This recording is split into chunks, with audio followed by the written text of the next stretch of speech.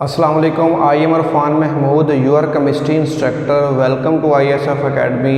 Today we are going to discuss the last topic of this chapter, uses of isotope.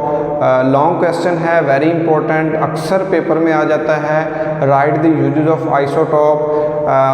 मैंने इस topic में से important points निकाल के सारे वाइट बोर्ड पे लिख दिए हैं, और अगर आप यही पॉइंट्स लिख आते हैं तो आपको पूरे नंबर मिलेंगे इस आइसोटोप वाले टॉपिक में से।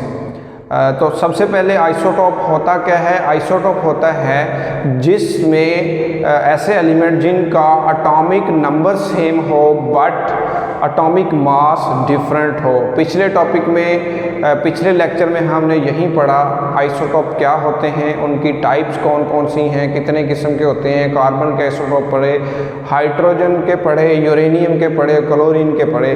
ठीक है, तो आज उनके यूजेस हैं। तो सबसे पहला जो यूज़ है वो ये है कि रेडियोथेरापी यानी कि ट्रीटमेंट ऑफ कैंसर में जो है वो आइसोटोप इस्तेमाल होते हैं। कौन कौन से आइसोटोप इस्तेमाल होते हैं डिपेंड करता है कि आपको कैंसर स्किन कैंसर है या बॉडी के अंदर कैंसर है। स्किन कैंसर के लिए MCQs में भी आता है कि स्किन कैंसर के इलाज के लिए कौन से जो है वो आइसोटोप इस्तेमाल होते हैं। तो फास्फोरस 32 एंड सेलेनियम 90 ये वो आइसोटोप हैं जो हमारे अगर स्किन का कैंसर हो जाए तो उसके इलाज के लिए, उसके ट्रीटमेंट के लिए इस्तेमाल होते हैं। अब क्वेश्चन ये है कि यही क्यों इस्तेमाल होते हैं, तो उसकी रीज़न उसका जो है वो जवाब ये है कि ये जो फास्फोरस 32 एंड सेलेनियम 90 जो हैं ये वाले लेस पेनिट्रेटिंग का मतलब है कि कम सरायत कर जाने वाली, यानी जब हमारे जिस्म के ऊपर हमारी स्किन के ऊपर इसके हम ट्रीटमेंट कर रहे होंगे तो ये जिस्म के अंदर नहीं जाएंगे, हमारे स्किन के ऊपर ही रहेंगे। लेस पेनिट्रेटिंग बीटा रेडिएशन ये खारिज करते हैं, इस वजह से ये स्किन कैंसर के लिए यूज़ होते हैं। तो हमारी बॉडी के अंदर अगर कैंसर है तो फिर हम क्या यूज़ करते हैं? फिर हम यूज़ करते हैं कोबाल्ट 60। अब ये हम क्यों यूज़ करते हैं? क्योंकि ये हाई पेनिट्रेटिंग रेडिएशंस खारिज करते हैं, गैमा रेडिएशन खारिज करते हैं जो हमारे जिस्म के अंदर सरायत कर जाती हैं, अंदर चली जाती हैं, और जिससे इसका जो है ना वो ट्रीटमेंट हो सकता है। So cobalt 60 within the body अगर कैंसर हो हम इस्तेमाल करते हैं, यूज़ करते हैं। क्यों? Because it emit strongly penetrating gamma radiations. कौन सी रेडिएशंस? ये गैमा रेडिएशन जो है ना वो खारिज करती हैं, जिसकी वजह से हम कोबाल्ट 60 को as a inside the body cancer के ट्रीटमेंट के लिए यूज़ करते हैं। सेकंड है ट्रेसिस का मतलब है कि हम मेडिसिन जब बनाते हैं तो उसके अंदर हम कुछ रेडियो आइसोटोप्स को भी मिक्स कर देते हैं ताकि जो है वो हमारे जिस्म के अंदर जो बीमारी है उसको जो है ना वो उसका ट्रीटमेंट किया जा सके। जैसे कि रेडियो आइसोटोप जो है वो यूज़ होते हैं to diagnose the tumour in the human body के अंदर जो ट्यूमर्स हैं उसको डिटेक्ट करने के लिए, उसके ट्रीटमेंट के लिए हम रेडियो आइसोटॉप्स यूज़ करते हैं। इम्पोर्टेंट है, MCQs है कि कौन गोइटर एक कह लो कि फेमस डिजीज़ है, तो उसके क्योर के लिए, उसके ट्रीटमेंट के लिए आयोडीन 131 आइसोटॉप यूज़ होता है। Iodine 131 used for treatment of goitre in thyroid gland. इस तरीके से टेक्टिनियम एक रेडियो आइसोटोप है जो हमारी हड्डियों की ग्रोथ पर नज़र रखने के लिए, यानी कि उसको हम इस्तेमाल करते हैं कि कितनी हमारी हड्डियों की ग्रोथ हो रही है, कितनी नहीं हो रही, किसकी हो रही है। थर्ड वन इज़ दैट कि हम जो आर्कियोलॉजिकल एंड जियोलॉजिकल में भी रेडियो आइसोटोप्स को इस्तेमाल करते हैं। मसलन कोई स्टोन है या कोई एनिमल डेड पड़ा है या प्लांट्स हैं, पौधे हैं, वो हमें ये चेक करना है कि कितनी देर से पड़े हैं। ठीक है, तो इसको मालूम करने के लिए भी हम रेडियो आइसोटोप्स का इस्तेमाल करते हैं कि ये स्टोन है, पत्थर है, कितनी देर से पड़ा है। अब ये हम कैसे इस्तेमाल इसको हम यूज़ करते हैं, टर्म यूज़ होती है। एक तो कार्बन डेटिंग है। कार्बन डेटिंग से मुराद यानी कार्बन की जो है ना, कार्बन के साथ एक तो कार्बन पड़ा है, एक उसके साथ फॉसल्स पड़े हुए हैं। फॉसल्स क्या होते हैं? यहीं जो डेड प्लांट्स हैं, डेड एनिमल्स हैं, स्टोन्स हैं, ये फॉसल्स हैं। तो उन फॉसल्स की जो है वो एज डिटरमाइन करने के लिए हम उस कार्बन की हाफ लाइफ को स्टडी करते हैं, जिससे हमें उसके साथ पड़े हुए फॉसल्स की एज का भी अंदाज़ा हो जाता है। उसको हम कहते हैं कार्बन डेटिंग। और एक टर्म यूज होती है रेडियो एक्टिव आइसोटॉप डेटिंग। तो इसमें क्या होता है कि हम किसी ओल्ड ऑब्जेक्ट की हमने हाफ लाइफ से हम उसकी जो है ना वो एज डिटर्मिनेशन करना कहलाता है radio active isotope dating. Age determination of very old object based किस पर? Based half life of radio active isotope. Radio active isotope की हाफ लाइफ की को बेस बनाकर, अब हाफ लाइफ क्या होता है? हाफ लाइफ नाम से ज़ाहिर है आधी ज़िंदगी है, वो टाइम जिसमें कोई ऑब्जेक्ट आधा रह जाता है। फॉर एग्जांपल एक चीज़ है यूरेनियम है फॉर एग्जांपल, तो ये कितनी देर में हाफ रह जाएगा, यानी 10 ग्राम पड़ा हुआ है, ये एक रेडियो एक्टिव आइसोटॉप है और ये खुद ब खुद रेडिएशंस खारिज करता है। रेडियो एक्टिव आइसोटॉप्स होता क्या है कि ऐसा एलिमेंट जो खुद ब खुद रेडिएशंस खारिज करे और यानी पड़ा हुआ थोड़ा थोड़ा ख़त्म होता रहे। तो यहाँ पे उस हाफ लाइफ को मद्देनज़र रखते हुए हम किसी भी ओल्ड ऑब्जेक्ट की एज को डिटरमिन कर सकते हैं, उसको हम कहते हैं रेडियो एक्टिव आइसोटॉप डेटिंग।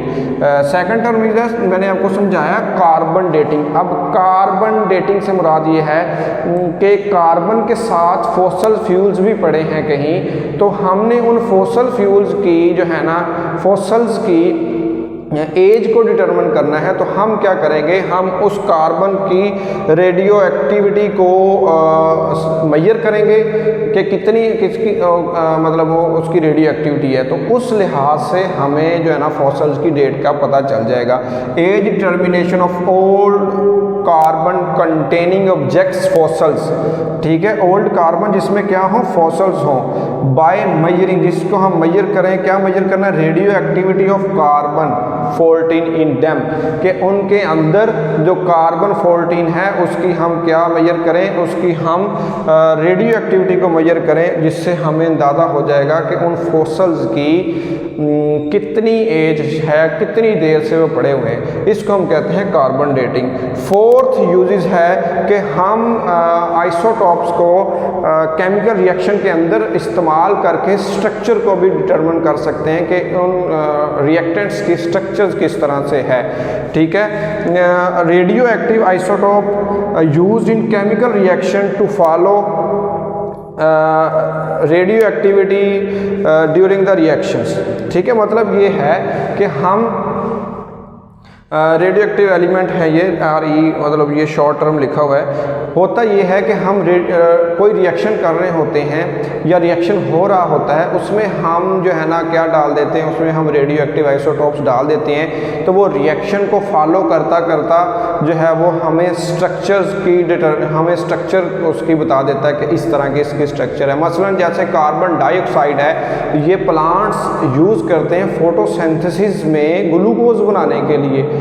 अब इसके अंदर हम कोई रेडियो आइसोटॉप मिक्स कर दें जो इसको फॉलो करे कि जो कार्बन डाइऑक्साइड है डिफरेंट स्टेप डिफरेंट इंटरमीडिएट्स में, हाँ, ये जो आइसोटॉप है ये हमें बताएगा कि अब कार्बन डाइऑक्साइड इस फॉर्म में आ गई है, अब इस फॉर्म में आ गई, अब इस फॉर्म में आ गई और अब ग्लूकोज में कन्वर्ट हो गई है। इस तरह से हमें स्ट्रक्चर की डिटर्मिनेशन का भी पता चल जाता है, ठीक है। तो for example carbon dioxide used in plants use करते हैं फोटोसिंथेसिस के लिए टू फॉर्म ग्लूकोज बनाने के लिए। तो क्या होता है? Its movement determine through various intermediate steps up to glucose, यानी कार्बन डाइऑक्साइड से लेकर ग्लूकोज में कन्वर्जन तक हमें वो रेडियो आइसोटॉप जो हमने उसमें मिलाया हुआ होगा वो हमें उसकी स्ट्रक्चर वगैरह बता देगा। Last one is very important short question कि हम जो है वो आइसोटॉप्स को बिजली बनाने के लिए, पावर जनरेशन के लिए भी इस्तेमाल करते हैं। कैसे हम इस्तेमाल करते हैं? न्यूक्लियर रिएक्टर के अंदर न्यूक्लियर फिशन रिएक्शंस हम करते हैं, ठीक है। जैसे कि यूरेनियम के ऊपर न्यूट्रॉन की बम्बार्डमेंट करवाई जाती है, यूरेनियम की न्यूट्रॉन पे बम्बार्डमेंट करवाई जाती है, तो ये जो यूरेनियम का न्यूक्लियस है ये ब्रेक हो जाता है, टूट जाता है, जो कि हमें बेरियम, क्रिप्टॉन और न्यूट्रॉन तीन और बहुत ह्यूज अमाउंट ऑफ एनर्जी हमें मिलती है। यूरेनियम एक आइसोटॉप है यूरेनियम का, इस पर जब हम न्यूट्रॉन की बम्बार्डमेंट करवाते हैं तो ये ब्रेक हो जाता है अपने छोटे न्यूक्लियाई में, ठीक है। वो कौन से हैं? बेरियम में कन्वर्ट हो जाता है और क्रिप्टॉन में कन्वर्ट हो जाता है, और 3 नए न्यूट्रॉन हमें मिलते हैं और ह्यूज अमाउंट ऑफ एनर्जी इस्तेमाल जो है वो रिलीज होती है। अब यही इंपॉर्टेंट है, ह्यूज अमाउंट ऑफ एनर्जी ये जो है ये यूज़ होती है वाटर को स्टीम में कन्वर्ट करने के लिए, ठीक है। वाटर को जब स्टीम में कन्वर्ट करने के लिए ये huge amount of energy use होती है। ये जो फिर स्टीम बनती है, भाप बनती है, ये उन टरबाइन को ड्राइव करने के लिए इस्तेमाल होती है जिनके चलने से आगे जो है इलेक्ट्रिसिटी प्रोड्यूस होती है, ठीक है। तो ये स्टीम जो है वो कहाँ से प्रोड्यूस हुई? इस एनर्जी से। ये एनर्जी कहाँ से प्रोड्यूस हुई?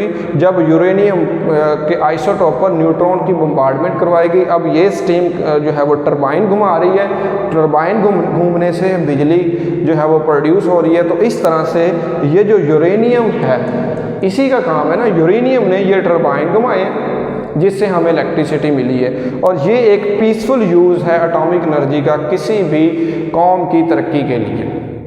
तो ये थे आइसोटॉप्स के यूजेस, और ये बड़े इंपॉर्टेंट हैं, देखने में बड़े मुश्किल हैं, जब आप इसको पढ़ेंगे तो ये आसान हैं। उम्मीद है कि आपको समझ आई होगी। Thank you very much. अल्लाह हाफिज़।